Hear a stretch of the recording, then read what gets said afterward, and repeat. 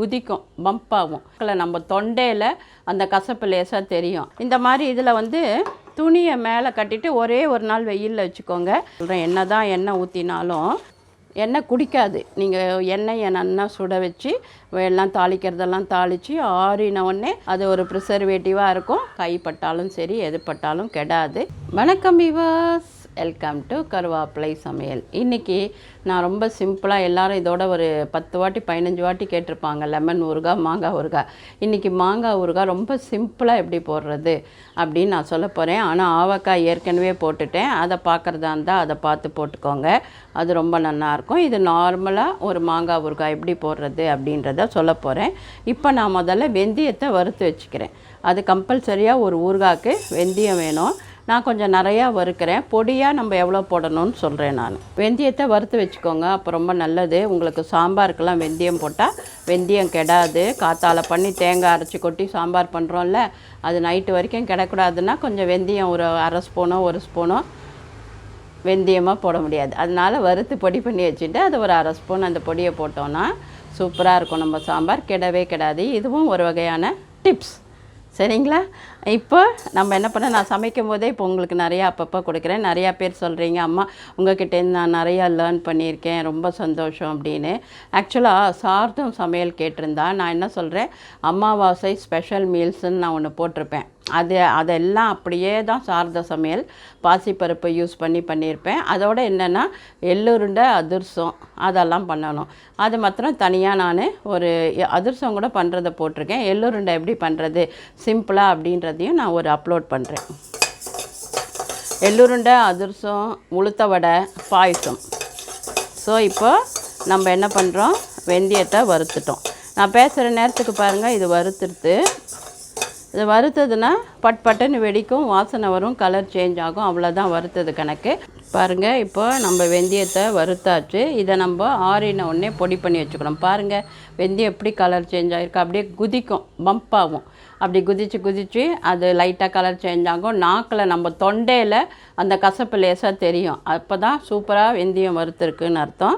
இப்போ நான் என்ன பண்ண போகிறேன், ஒரே ஒரு மாங்காய் வச்சு நான் எப்படி பண்ணணும்னு சொல்லி தருவேன். நீங்கள் வந்து 4 மாங்காய் 10 மாங்காய் அந்த மாதிரி நீங்கள் அந்த இதை கூட்டிக்கலாம். நீங்கள் எவ்வளோ வேணுமோ அவ்வளோ.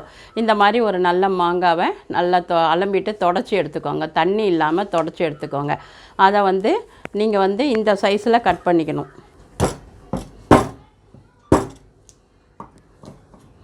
பாருங்கள், இந்த மாதிரி நீங்கள் வந்து உங்கள் சைஸுக்கு தகுந்த மாதிரி போட்டுக்கோங்க. ஏன்னா ரொம்ப பெருசாக இருந்தால் தூக்கி எறிஞ்சிடுவாங்க. அதனால் இப்படி 4 நாளாக போட்டுக்கோங்க. இப்போ நான் காமிச்சிருக்கேன் பாருங்கள், இந்த சைஸில் 4 நாளாக போட்டுக்கோங்க. பாருங்கள், மாங்காயை நம்ம இந்த மாதிரி வெட்டி வச்சுட்டாச்சு. இப்போ 2 மாங்காயை நான் இந்த மாதிரி கட் பண்ணியிருக்கேன். 2 மாங்காய்க்கு இருக்கிற ப்ரொப்போர்ஷனேட்டை 10 பண்ணும்போது × 5 அப்படின்னு பண்ணிக்கணும் நீங்கள், சரிங்களா? இப்போ இது மாதிரி நறுக்கின பிறகு உப்பு வந்து ஒரு மாங்காய்க்கு 1 ஸ்பூன், ஒரு மாங்காய்க்கு 1 ஸ்பூன்னு, 2 மாங்காய்க்கு 2 ஸ்பூன் வறுத்துட்டு போடணும். நான் அப்படியே போட்டு காமிக்கிறேன். நீங்கள் நார்மலாக உப்பை வறுத்துட்டு லைட்டாக மிக்சியில் ஒரு பொடி பண்ணி போட்டுருங்க, சரிங்களா? 2 மாங்காய்க்கு 2 ஸ்பூன் உப்பு போட்டுட்டேன். இதை நீங்கள் வறுத்து தான் போடணும். லைட்டாக மிக்சியில் ஓட்டிட்டும் போடலாம். அதுக்கப்புறம் மிளகா வந்து அதே மாதிரி 100 கிராம் 200 கிராம் வறுத்து மிக்சியில் நல்லா பொடி பண்ணி வச்சுட்டிங்கன்னா அந்த டேஸ்ட்டு ரொம்ப எக்ஸலண்ட்டாக இருக்கும். ஆனால் நிறைய பேருக்கு முடியாதுன்றதுனால நார்மலாக கடையில் வாங்கின பியூர் மிளகா அப்படி வச்சு போடுறேன். அதுவும் அப்படி தான். அரை ஸ்பூன் ஒரு மாங்காய்க்குன்னா 2 மாங்காய்க்கு 1 ஸ்பூன், சரிங்களா? சாதாரணமாக ரொம்ப கோபுரமாக ஹீப்பாக போட வேண்டாம், கொஞ்சம் குறைச்ச மாதிரி போட்டுக்கோங்க. இப்போ இந்த மாதிரி போட்டுண்டு உலுக்கி டெய்லி ஒரு 2 நாள் இதை மாதிரி குலுக்கி வைக்கணும், சரிங்களா? பாருங்கள், இந்த மாதிரி இருக்கிறது ஒரு 2 நாள் ஆனால் எப்படி ஆயிடுறதுன்னு பாருங்கள். இந்த மாதிரி ஆகிடும். இது நான் வந்து ஒரு 15 மாங்காய் போட்டிருக்கேன் நான் ஊறுகாய். இப்போ அதை உங்களுக்கு எப்படி போடணும் அப்படின்றது தான் நான் காமிச்சிருக்கேன். இப்போ இந்த மாதிரி உப்பு போட்டு மிளகாப்பொடி போட்டு குலுக்கி வச்சு ஒரு 2 நாள் இந்த மாதிரி இதில் வந்து துணியை மேலே கட்டிட்டு ஒரே ஒரு நாள் வெயிலில் வச்சுக்கோங்க. ஏன்னா கெடவே கெடாது. அதுக்காக சொல்கிறேன், என்ன தான் எண்ணெய் ஊற்றினாலும் கெடாமல் இருக்கணும்னா துணியை மேலே கட்டிட்டு வெயிலில் வச்சு 1 மணி நேரம் வெயிலில் வச்சு எடுத்துருங்க. இப்போ நம்ம என்னென்ன போட்டிருக்கோம், உப்பு போட்டிருக்கோம், மிளகாப்பொடி போட்டிருக்கோம், குலுக்கி விடுறோம். இப்படி குலுக்கி விட்றோம். 2 நாள் ஆறுது, நல்லா ஊறிடுறது, உப்பு கண்ணுக்கு தெரியாது, மிளகா அப்படி எல்லாம் ஊறிடுறது. அதுக்கப்புறம் இப்போ பாருங்கள், இந்த 2 மாங்காய்க்கு சும்மா கொஞ்சமாக ஒரு 1/4 ஸ்பூன் தான் நான் வெந்தயப்பொடி போட்டிருக்கேன். அதே அளவுக்கு நீங்கள் கணக்கு பண்ணி போட்டுக்கோங்க. ரொம்ப வெந்தயம் வேண்டாம், நல்லா 1 ஸ்பூன் 2 ஸ்பூன் போட்டால் போகிறோம். ரொம்ப போட்டாலும் அது கசக்கும். இதை பாருங்கள், இந்த மாதிரி பண்ணணும். அதே மாதிரி இதுக்கும் நான் வெந்தயப்பொடி போட்டுறேன். நல்லா கலரணும். மாங்காயெல்லாம் நீங்கள் இந்த மாதிரி பிளாஸ்டிக்கில் கலரிட்டு ஒரு ஜாடி வாங்கி ஜாடியில் நீங்கள் ட்ரான்ஸ்ஃபர் பண்ணிவிடுங்க ஒரு 4 நாள் ஆறினோடனே. ஏன்னா இதிலலாம் வச்சுக்கிறது அவ்வளோ அட்வைசபிள் இல்லை. ஸ்டீலில் வச்சா ஓட்டையாகிடும், ரியாக்ட் ஆகும். அதனால் பீங்கானில் போட்டுக்கிறது தான் ரொம்ப பெஸ்ட்டு. பிளாஸ்டிக்கில் வைக்கலாம், ஆனால் அது கெமிக்கல் ரியாக்ஷன் ஆகும். அதனால நம்ம வசதியாக கலக்கிறதுக்காக பிளாஸ்டிக் வச்சுக்கலாம். இரும்பெல்லாம் போடாமல் மரக்கரண்டி, மர ஸ்பூன் அது போட்டுக்கோங்க. பாருங்கள், இப்போது நல்லெண்ணெய் வந்து இந்த மாதிரி கரண்டியில் 2 கரண்டி உங்களுக்கு ஒரு 2 மாங்காய்க்கு, ஒரு மாங்காய்க்கு ஒரு கரண்டி. இது மாதிரி இது எவ்வளோ வரும்? 10 ml வரும். ஸோ அந்த கணக்கில் நீங்கள் வந்து 2 மாங்காய்னா 2 கரண்டி போட்டு எப்படி அதை முதல்ல தாளித்து கொட்டணும்னு நான் காமிச்சிடுறேன். இப்போ எண்ணெய் காஞ்சிடுத்து, கடுகு போட்டுடுறோம். கடுகு வெடித்த பிறகு கொஞ்சமாக வெந்தயப்பொடி அல்லது வெந்தயம், நான் வெந்தயம் முழுசாக கொஞ்சோன்னு போடுறேன். அப்புறம் இப்போ கடுகு வெடிச்சிடுத்து நான் அடுப்பை ஆஃப் பண்ணிட்டேன். அதுக்கப்புறமா நம்ம என்ன பண்ணணும், பொடி பெருங்காயம் 2 மாங்காய்க்கு இதில் பாதி போட்டுப்போம். சரிங்களா? அவ்வளோதான். இப்போ நம்ம என்ன பண்ணணும், இதை எடுத்து அந்த மாங்காயில் ஊற்றிடணும். பாருங்கள், இப்போ நல்லா ஊறின பிறகு கொஞ்சம் ஆறணும். எண்ணெய் கொஞ்சம் ஆறின பிறகு ஊற்றுங்க. நான் இப்போ அப்படியே ஊற்றுறேன். பட் ஆனால் நீங்கள் ஆறின பிறகு ஊற்றினா அது மிதக்கும், ரொம்ப நல்லா இருக்கும், கெடவே கெடாது ஊறுகாய். சரிங்களா? பாருங்கள், இதுக்கு 2 கரண்டி ஊற்றிருக்கேன். அது அப்படியே ஊறலை இது, அதனால் எண்ணெய் தெரியல.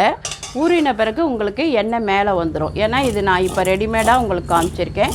நீங்கள் இப்படியும் போட்டுக்கலாம். போட்டுட்டு 2 நாள் ஊறின பிறகு கொஞ்சம் கொஞ்சமாக நீங்கள் யூஸ் பண்ணலாம். 2 நாள் 3 நாள் ஆகும் ஊறுறதுக்கு. ஒரு நாள் கொஞ்சம் வெயிலில் வச்சு எடுத்துகிட்டு இதை பாருங்கள், இப்படி ரெடிமேடாக எல்லாத்தையும் ஒன்றா போட்டுட்டு கூட நீங்கள் அப்பப்போ குலுக்கி வச்சிங்கன்னா இது ஊற ஊற அந்த எண்ணெய் கொஞ்சம் மேலே வந்துடும்.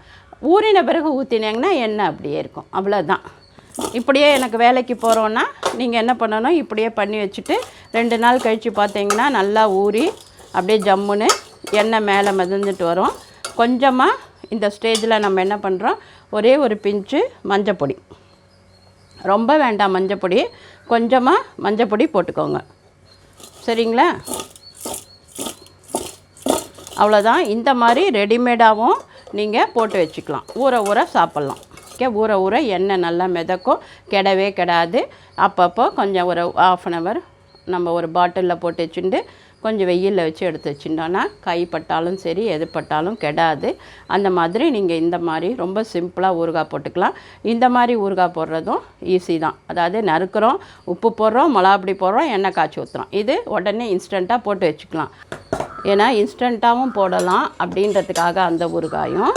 இந்த மாதிரி ஊறின பிறகு எண்ணெயை காய வச்சு ஆற வச்சியும் போட்டுக்கலாம். இப்போ எண்ணெய் ஊற்றிடுவோம். அதுக்கு வந்து நமக்கு ஒரு 1/4 கிலோ எண்ணெய் தேவைப்படும். ஒரு 250 ml எண்ணெய் குடிக்காது. நீங்கள் எண்ணெயை நல்லா சுட வச்சு எல்லாம் தாளிக்கிறதெல்லாம் தாளித்து ஆறினவுடனே அந்த ஊறுகாயில் கொட்டும்போது எண்ணெய் அப்படியே மிதக்கும்.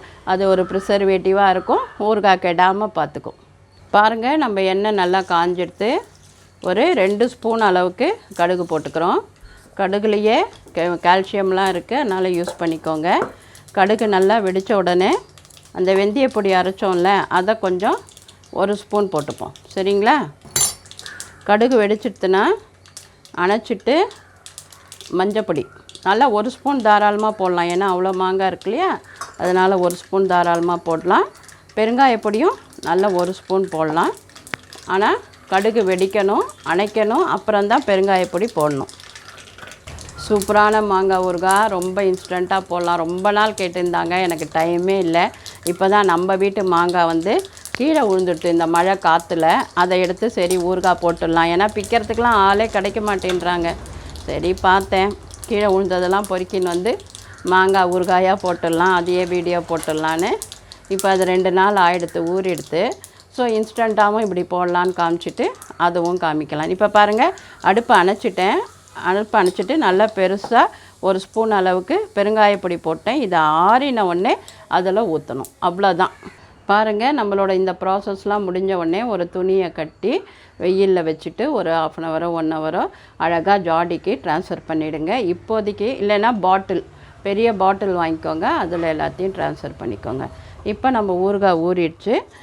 இப்போ நம்ம என்ன பண்ண போகிறோன்னா, இந்த ஆறின தாளித்த எண்ணெயை எடுத்து ஊற்றிட போகிறோம். எண்ணெய் குடிக்காது, ப்ரிசர்வேட்டிவ் மாதிரி எண்ணெய் அப்படியே மேலே இருக்கும், உங்களுக்கு ஊறுகாயும் கெடாது. சரிங்களா? பாருங்கள், நம்மளோட ஊறுகாய் ரெடி ஆகிடுது. சப்போஸ் நீங்கள் பியூர் மிளகாப்பொடி வேண்டான்னா நீங்கள் வந்து ஒரு மாங்காய்க்கு தகுந்த மாதிரி 4 மிளகா குண்டு மிளகா வறுத்து பொடி பண்ணிக்கோங்க. ரொம்ப டேஸ்ட்டு நல்லாயிருக்கும். அது வந்து இந்த நார்மல் மிளகாப்பொடி போடுறத விட நீங்கள் மிளகாயை வறுத்து போட்டிங்கன்னா அதோட ருசியே தனி தான். சரிங்களா? அதெல்லாம் கொஞ்சம் கஷ்டன்றதுனால நான் சிம்பிளாக காமிச்சிருக்கேன். நார்மலாக நான் பொறுமையாக பண்ணேன்னா மிளகாயை வறுத்து பொடி பண்ணி தான் பண்ணுவேன். சரிங்களா? பாருங்கள், இப்போ நம்ம ஊறுகாய் ரெடி ஆகிடுத்து. இதே மாதிரி செஞ்சுட்டு 6 மாதம் ஆனாலும் நல்லாயிருக்கும், கெடவே கெடாது. ஏன்னா நம்ம எண்ணெயை வந்து ஆறின பிறகு ஊற்றும்போது அந்த எண்ணெய் மேலே அப்படியே நிற்கும். நீங்கள் ஒரு பாட்டிலில் போட்டிங்கன்னா எண்ணெய் மேலே வந்து நின்றுடும். ஊறுகாய் எடுக்க கெடவே கெடாது, சூப்பராக இருக்கும். இதே மாதிரி செஞ்சுக்கோங்க, எல்லோரும். சூப்பராக இருக்கும்.